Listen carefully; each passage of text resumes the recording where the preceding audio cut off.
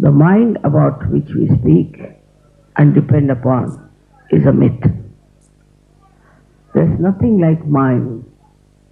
Brain is reality, not the mind. Mind is created by us reacting to outside.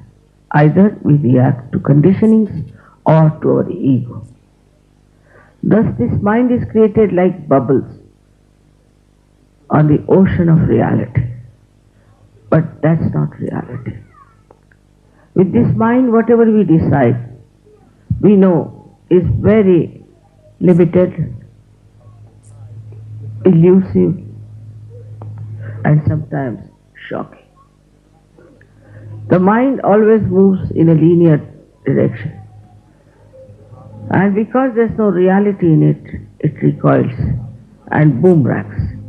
Thus, all the enterprises, all the projections so far we have done, it seems come back to us. Whatever they discover comes back to us as a big destructive power or a very big shock. So one has to decide what to do, how to be out of this trap of our mind. Kundalini is the solution. When she is awakened, she takes you. With that awakening, she takes you beyond your mind. The first thing is to go beyond your mind. With mind, you will do many things, but it will not be satisfying.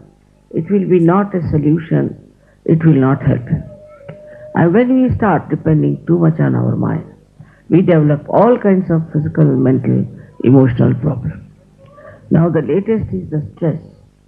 Stress, and this stress has no solution, they say. But in Sahaja Yoga we find the solution by crossing over this mind. It's like a barrier for our advancement. So, when you get your realization, you must understand that your Kundalini has taken your attention beyond the mind. Now, this reaction to outside has come because we human beings have a prism-like brain, or we can say prism-like skull. And when the energy passes into it, I have explained it in my books, it goes into bifurcations, or you can say refractions, by which our attention goes out and we react. If we react too much, then these bubbles create a very horrible mind which can lead to any kind of thing. It justifies itself, it pampers your ego. The ego and the conditioning that creates this mind start using and this mind for the purpose of their fulfillment of their all the accumulation of ideas and thoughts which has no backing, which has no reality with it. It's like we make the computer. Ultimately we become slaves of the computer. We make the watches ourselves and then we become slaves of the watches. That's how it dominates human beings. And when a person who has a very strong mind decides to destroy like Hitler did with some idea, he can go on destroying, which has a very far-fetched effect on our culture, on our spirituality. Now the first step is to become thoughtlessly aware, where you cross your mind. You go above your mind. Mind cannot affect you. This is the first stage, as we call it, thoughtless awareness.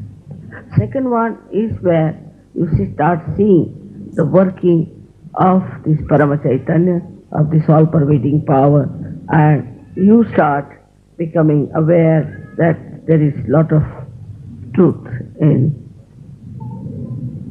what Mataji says, that there is this power which works out many things. It works miraculously so many things for you. It gives you blessings, it guides you, it helps you. In so many ways it helps you. It gives you good health, good wealth, and also a very good society of very beautiful people in the collective. All that you can see clearly is happening here. Now this happening of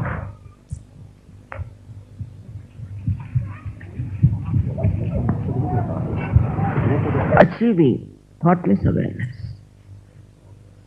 is very simple and easy. But to maintain at that point is difficult. We still react and we think. Anything you see, you react.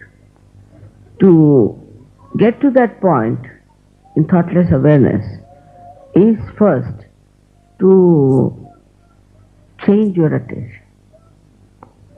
Now, for example, once we were climbing a very high mountain to see one temple called Palitana. Myself, my son-in-law, and my daughter. And we were really tired because we had to climb I don't know how many steps. And when we went up, we were tired, and there was a little canopy made of beautiful marble carving.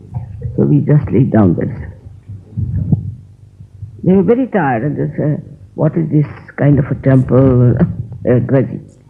While I looked up and I saw lots of beautiful elephants were carved.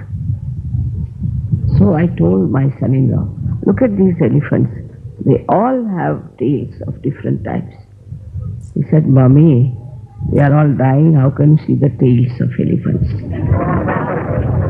But if just to divert their attention from that tiredness, I told them that why not see these tails of the elephant, which is very different. So what happens that when you are putting your attention so much to outside all the time, then you must first of all also divert your attention. For example, you see these beautifully made things here. Your attention is something else. Just try to enjoy the beauty of that. See, there are beautiful carpets. Just look at them without thinking. Because they don't belong to you, so no headache. They belong to somebody else. It's very good. Otherwise, if it belongs to you, you start thinking, "Oh my God, I've spread them here. What will happen? They have to be insured," or some sort of a thing like that. That's common human reaction. But if it doesn't belong to you, you can watch it nicely. Now you watch it and don't think. You'll be amazed when you see the beauty that is put inside this. You see the artist who has put his joy, his exuberance into it. And you'll be amazed after realization that this exuberance will fill into you and a cool kind of a relaxation will come into you. And this Kundalini will rise and you will become steady in your thoughtlessness. So whenever you look at anything, look at any beautiful thing, even say today's election, just watch the man who is elected. Watching him itself gives him blessings, gives him better ideas. You get also ideas which are coming from reality, which are there. How to make this man a successful person, or this country a successful democracy.